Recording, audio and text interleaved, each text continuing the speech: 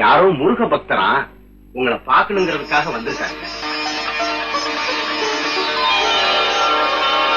ஆடவச்ச தெய்வமே, உங்களை நான் எங்கெங்கெல்லாமோ தேடுவேன், என்னால கண்டுபிடிக்க முடியல. இன்னைக்கு வீடு தேடியே வந்துட்டீங்க. இப்பதாங்க என் மனசுக்கு ரொம்ப நிம்மதியா இருக்கு. நான் கொடுத்து வச்சவன் ஐயா, கொடுத்து வச்சவன். தெரிஞ்சிடப்பா, முருகன் உன்னை காப்பாற்றுவார்.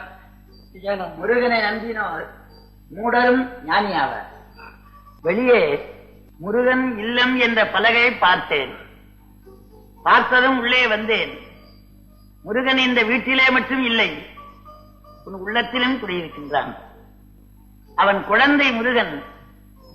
உன்னை போன்ற அடியார்கள் உள்ளந்தான் அவனுக்கு விளையாட்டு திடல். மருவும் அடியார்கள் மனதில் விளையாடும் மரகத மயூர பெருமான் குழந்தை வேலன். கலியுகத்திலே கண்கண்ட தெய்வம்.